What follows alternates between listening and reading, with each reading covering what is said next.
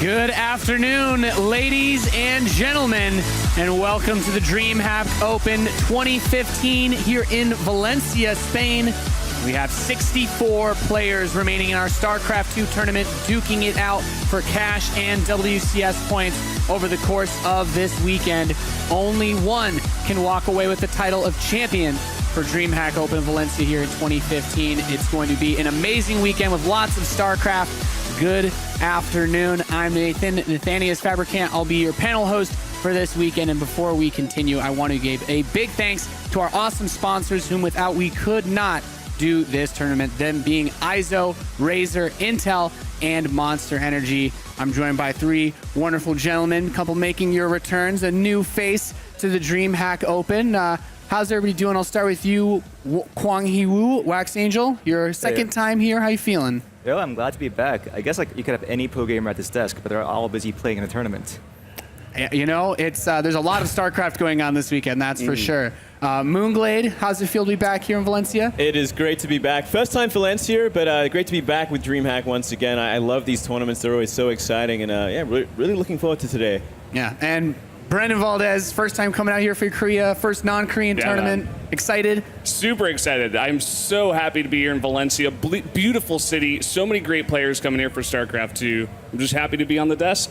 Yeah, there's going to be a lot of games we'll be covering. Of course, we're going to take everything, starting with the round of 64 today, all the way down to the top 8, where we'll have the big show tomorrow. And where, of course, we will also be joined by Todd and Smix as we really get down to the thick of things. There's a lot of good players here. We have a lot of great games coming up. Like I said, we already have our first match information, as you guys can see at the bottom of the screen. But I wanted to quickly poll you guys, get your thoughts as we get into this tournament. You know, there's a couple of the big names missing that we had playing at DreamHack Tour as well. You know, we have GSL and the Star League starting up in Spenu in Korea as well. So who do you look at as the big players? Who are the big Papa players here in this tournament? Kwangi. I mean, the thing about this tournament that's unique is that there's really no one who stands out who's like a big kind of take it all. Like last tournament and tour, it was exciting and all, but at the end of the day, you sort of knew that Parting was going to go home with it. There were a lot of fun games, but it seemed a bit foregone.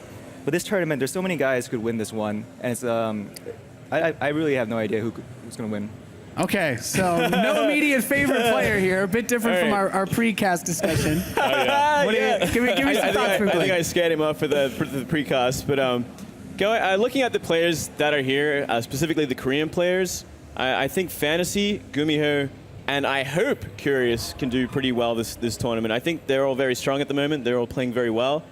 Curious maybe a little less than the other two Terrans, but you know, he had a great run in GSL recently. I think he can certainly lift his game and maybe even get a win this time. Yeah, and just jumping on the Dead Pixels train, I think any of those three players who are coming here, Patience and True, as well as Fantasy, those players, especially True, he showed his face over there at the Kespa Cup, you know, played a really strong game against Dream. He's shown that his ZVT is pretty good. You know, there's a decent amount of Terrans, not the most, but if he gets good matchups against Terrans, maybe he goes ahead, you know, gets the hype behind him and plays pretty well. Outside of him, you know, another Zerg Hyun played really well. He's definitely another guy on the cards. He just 3-0'd Dark in the challenge matches over there in SSL. So he's definitely at least on his game for ZVZ. I would love to see him in other matchups as well. Yeah, another really important thing about this tournament is that as your WCS cycle winds down, WCS points are becoming more scarce. So about half the WCS spots for BlizzCon have been determined, but the lower half, you know, it's anyone's game. And there's a lot of guys in this tournament who could really use the points.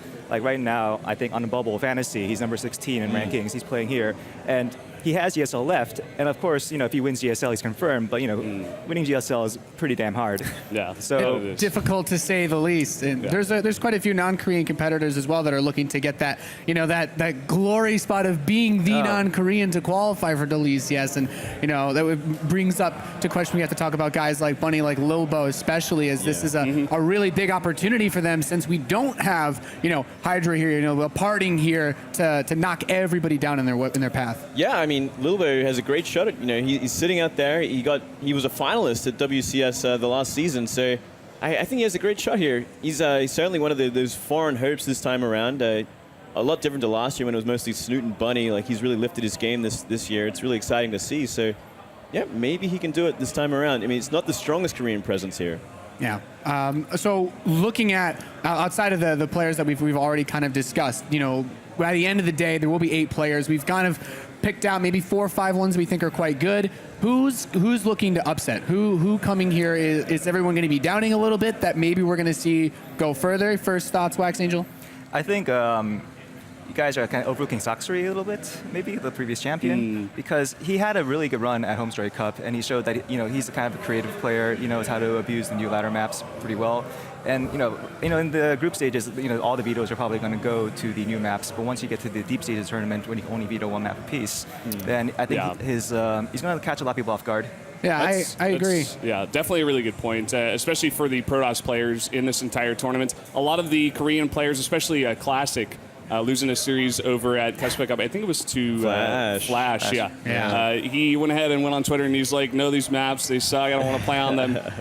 It still stands to say like there's been more time now for these players, especially the Protoss players, to practice and try to figure out new strategies for the map and see what they can do. But we'll see how they do overall. Yeah, it's a very interesting discussion because these are also the maps that'll be played throughout the rest of the year in BlizzCon, and we can actually take a look at the schedule as well for any of you that are wondering what exactly the plan is today. We're going to take you, as I said, all the way through to the round of 16. That's where we're going to finish everything up. We'll be bringing you 3 matches from the round of 64, the second group stage, 1 match from the round of 32, and then we'll split the round of 16. So there'll be a lot of StarCraft to watch. We'll be going all day, and then tomorrow we'll have the top 8. Very interesting, of course. As you guys mentioned, things like the maps coming into play. Oh yeah. Are there what other factors are we looking at here as far as this tournament setup goes? I mostly think about in regards to a lot of players traveling out here, a lot of players traveling out to other tournaments as well. Is this the biggest focus for all the players here? Well, just to jump on that question a bit, you think of players like Hyun. He's been to so many tournaments like this. He is so used to this. I don't think that guy gets jet lagged ever. He's probably going to come in here and just act like he's playing at his house. He's probably going to be really on his game. Other guys that don't travel as much, maybe Fantasy, we talk about him. He's a really strong player, but he's not traveling as much as Hyun, let's say. Maybe he won't have as easy a time overall. Also, just with the format change from last year to a larger bracket stage and not so much of a big group stage, we have to see how the round of 32 brackets form up, because there could be a corridor where we see like a Forlorn Hope make a deep run to the semis, maybe even the finals. Yeah, and that also plays into a little bit of potentially, what a lot of people talk about is like the DreamHack magic when it comes to the non-Korean players being able to make these deep runs, since we do start the best of 5s much earlier in the tournament, starting with at the top 8, not only at the final. So things get a little bit more difficult to get a quick one on someone. But any other X Factor players that we're looking out for? Tasia, we haven't really spoken about Tasia at all, and this is a guy that used to win a lot of DreamHacks back in the day and a lot of international tournaments as well. And this is certainly his kind of tournament. He doesn't do very well in like the Korean leagues, the ones that you have to sit down and prepare for a week or whatever. He's the guys, he can do like these weekend tournaments, much like Hyun, and he used to.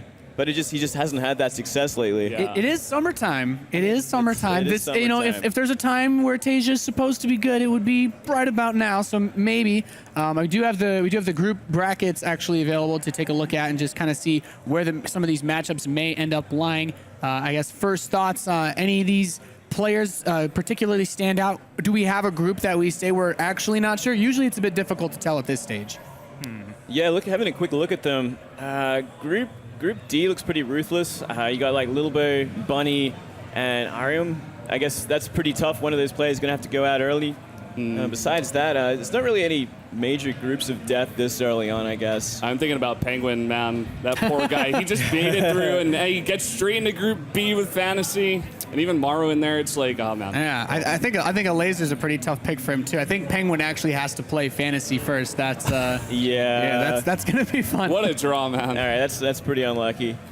But besides that, it looks pretty evenly evened out. Nothing too bad. Speaking of Tasia again, like, isn't that this basically the Tasia cycle? Like every year this happens. He sort of gets, for 6 months, he kind of sucks. Everyone says he's washed up, and then so out of nowhere in the summer, he hasn't practiced. He just starts winning tournaments, and it always starts in summer at a DreamHack.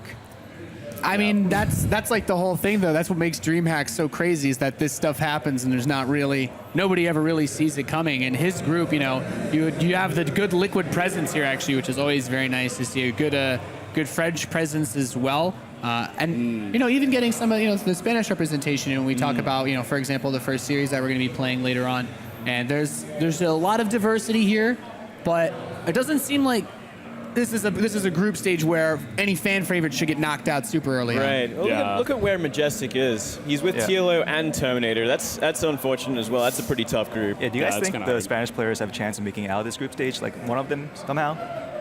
Well, we were just talking about Majestic, but I mean that group is so brutal, man. Yeah, it's kind of hard to say if anyone could really make it out. I mean, you see the two really favorite players in each group. They've kind of evenly been put in them. And they're really going to have to upset someone to get out of that group. I mean, I looked at Curious's group. I think he's a sure favorite to get through even. Like, I didn't notice any other big hitters there, so we should be seeing him definitely getting through. I got to ask you guys, so you never really see the generic bench warmers, but they decided to send them all here. It's interesting, right?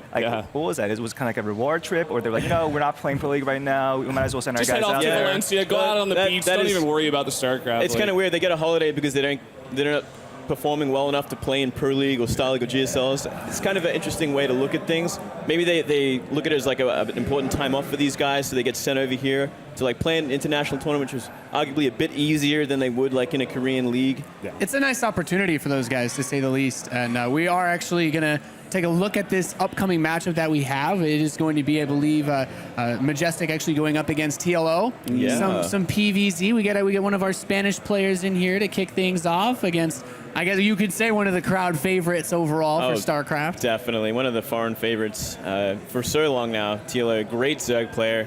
And yeah, Majestic, I can't say I know much about this player. He's one of these guys that hasn't had much, I guess, presence in the international scene. He's a ladder hero. A ladder hero. He did make Challenger like in season 1 this year, but after that, he hasn't been able to make it through the qualifiers. Interestingly enough, though, obviously he's the big underdog here, but the best career result he has was at DreamHack Valencia last year, where he made top 16. Obviously, he home field advantage. He needed a little bit of bracket luck because he didn't face any of the tough Koreans until the round 16, where he got knocked out by Leenock. But it's Leenock. You can't blame him for losing to Leenock. No, you can't. Certainly not. I do want to ask you guys as we get ready, as we look into this match before we jump into it, because it's the start of the tournament, and you mentioned the way that the brackets work out. Back in tour, we had Harston make it into the top 8, didn't have to play any big Koreans before getting there. Of the non-Korean players participating in this tournament, who are you guys picking to go the furthest? I think Lilbo, for me, I think he's going to make it far in this one. He's been very successful lately. I think he can keep going with it. Yeah, I think Lilbo too. Yeah, I think across the board, these guys pretty, just copying me. Pretty good. I mean, to be fair, he beat what most people would have said is already the best non-Korean player in Bunny and during he just season 2. runner-up WCS. Yeah. But there's a lot of arguments that you can make about, who he ran into on the way there as well. It's not like he's indestructible either. He's certainly lost a lot coming up to this tournament. I mean, looking at his recent stats, he's played in a lot of different online and offline tournaments, and he hasn't won them all for sure. He's not like he's rock solid foreigner. He's not going to beat everyone. But who knows? He could have just had like that one, big WCS tournament, and maybe he'll like fall off here. We don't really know. There's also the other French players that are also doing very well. Like all the French players right now are doing fantastic. Like